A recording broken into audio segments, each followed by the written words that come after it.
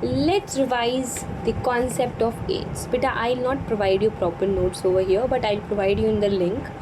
यहाँ पे बस एक छोटा सा रिवीजन करेंगे. If you want to see a proper lecture, you can go on the Telegram channel, and I'll mention the link of the Telegram channel, and there you can see the video, the overall video. But this is the only revision session. So what is AIDS? AIDS is acquired immunodeficiency syndrome. Why this is known as acquired immunodeficiency syndrome?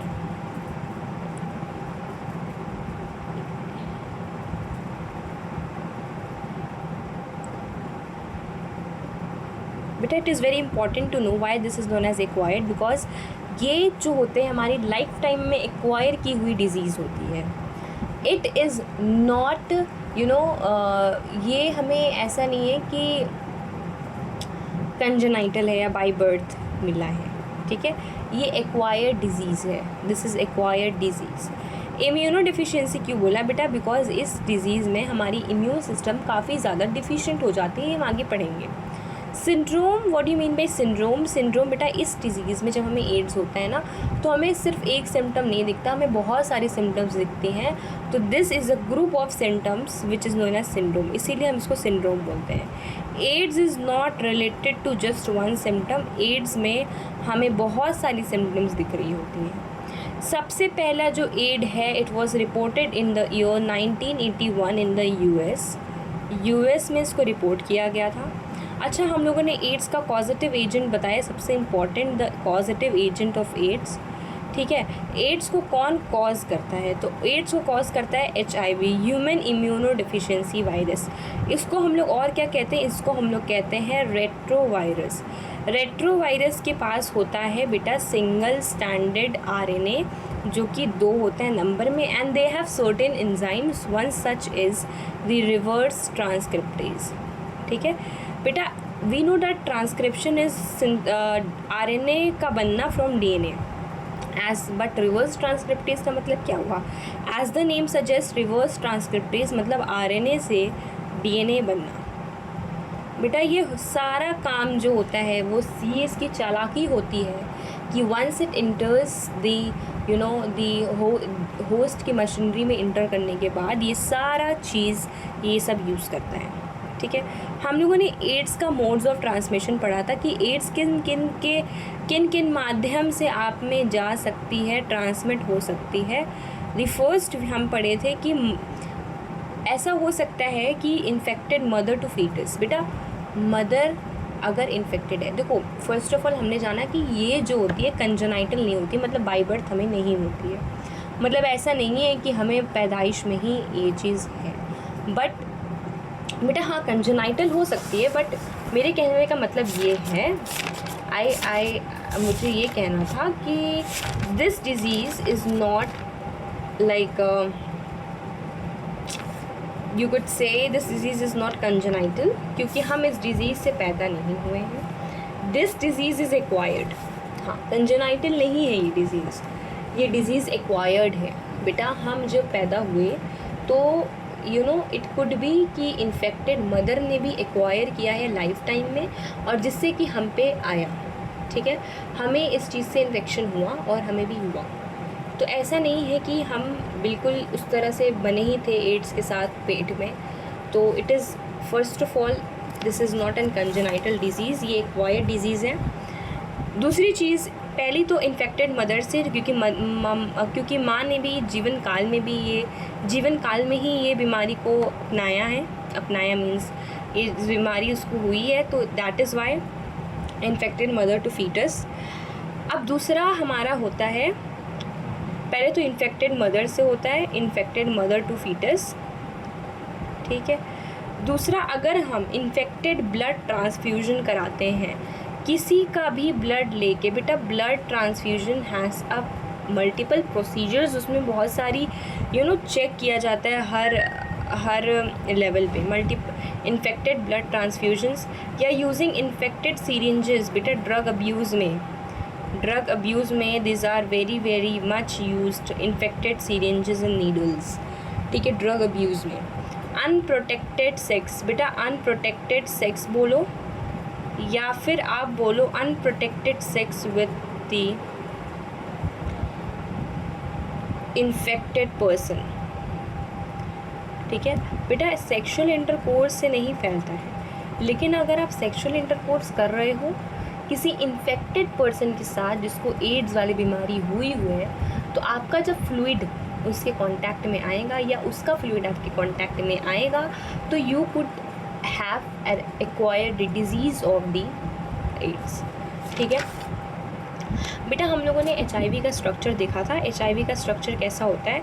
HIV का structure देखा था कि इसके पास होती है क्या, इसके पास होती है बाइलेयर, फॉस्फोलिपिड बाइलेयर। इनके आउटर में जो होती है, इनके पास फॉस्फोलिपिड बाइलेयर होती है, और इनके बीच में बेटा एक ये होता है, एंड इनके साइड्स में इस तरह से ये मेरी होती है HIV का डायग्राम।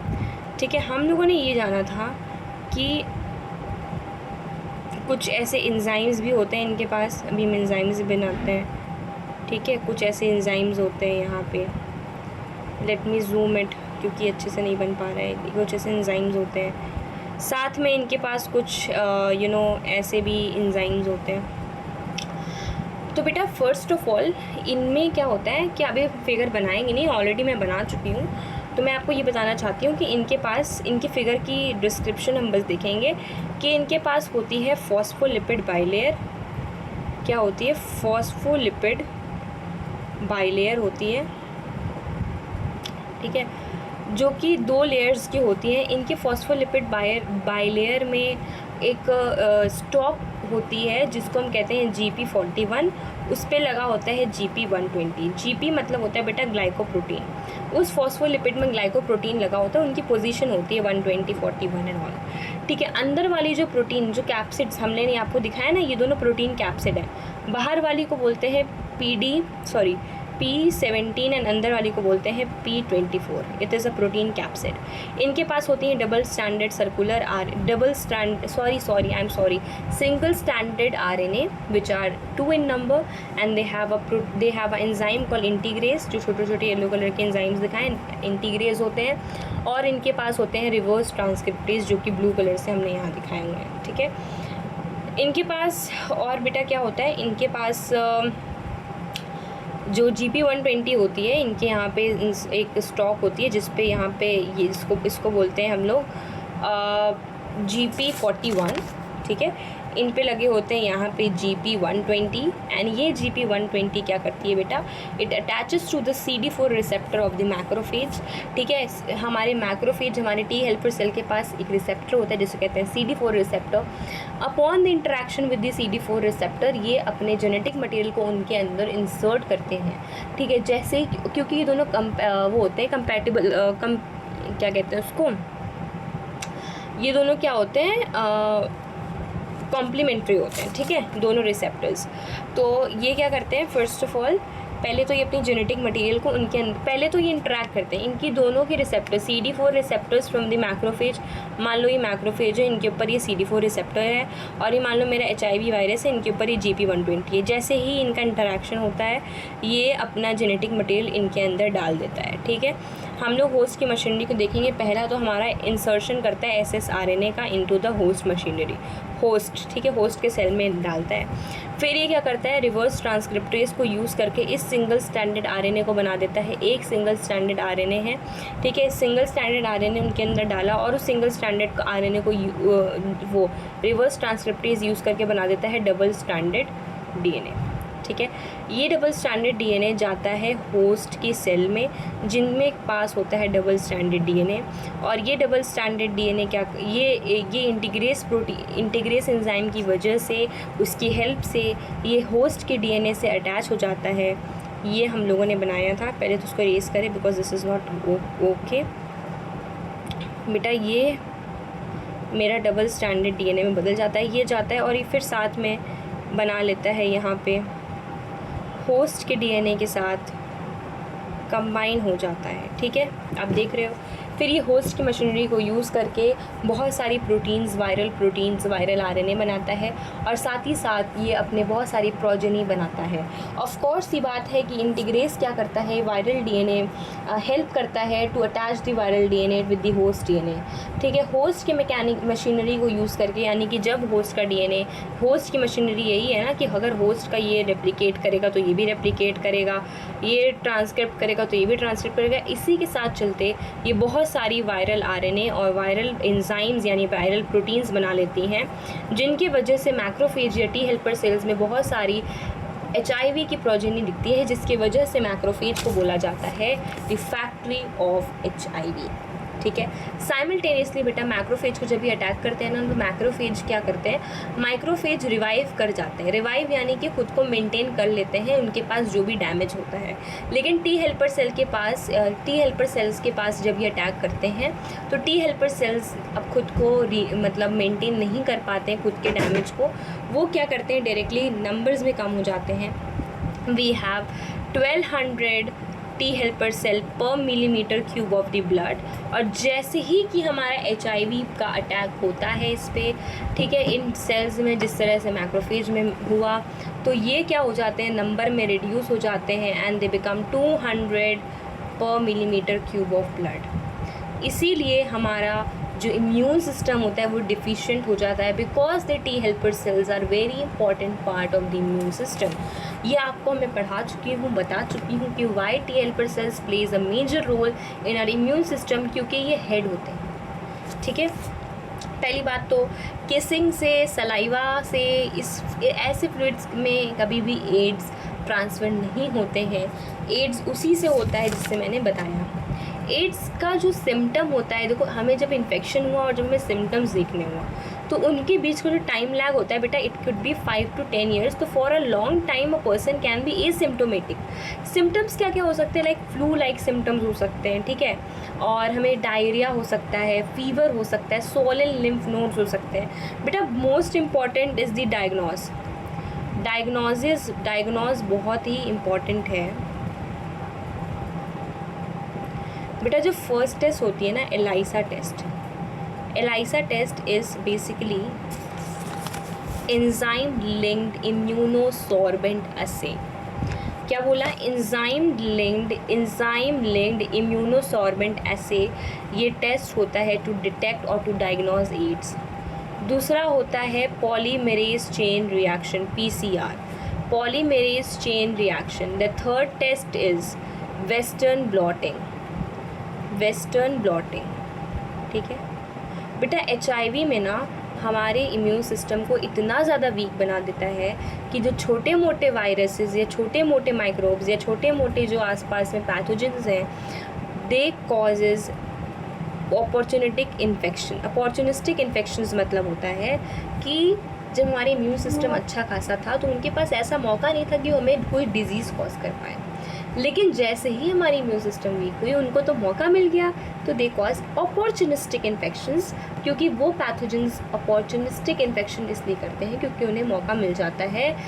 ठीक है, जैसे कि हमारे माइकोबैक्टीरियम, जो कि हमारे एक बैक्टीरिया है जो कि हमें ट्यूबरक्लोसिस कॉज कर सकती है, it is present in the air itself. Toxoplasma बेटा एक प्रोटोजोआ है जो कि हमें टॉक्सोप्लाज्मोसिस कॉज कर सकता है, और बहुत सारी अदर फंगल वायरल डिजीज़ हो सकती हैं, क्योंकि इसमें बेटा हमारी इम्यून सिस्टम काफ़ी ज़्यादा वीक हो चुकी होती हैं, और जिसके साथ हमें सेट ग्रुप ऑफ सिम्टम्स दिखते हैं। That is why it is known as syndrome. AIDS can only be prevented.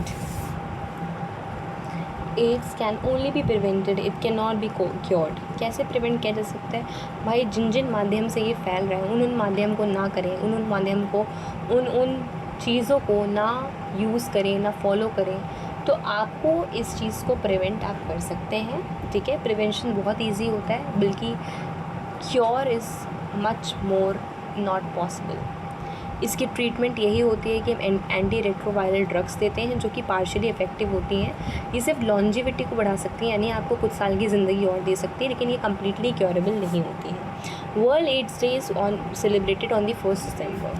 There are some non-government organization as well as there are some NACO. NACO is National AIDS Control Organization. National AIDS Control Organization. Once again, I'm telling you, NACO full form, National AIDS Control Organization, and NGOs means national NGOs, non-government organization. ये they are working towards educating people about AIDS and all, as well as WHO भी बहुत सारा WHO भी बहुत सारे role play कर रहा है इनको प्रिवेंट करने में। जैसे कि बहुत सारे क्लिनिक्स पे इन्होंने फ्री डिस्ट्रीब्यूशन ऑफ कॉन्डोम्स, ठीक है, use of disposable needles and syringes in the clinics, making safe blood banks and control the drug abuse. इन सब के माध्यम से ये इस डिज़ीज़ को प्रिवेंट कर रहे हैं फैलने से मतलब किसी को होने से। बेटा इसकी प्रिवेंशन बहुत इजी होती है।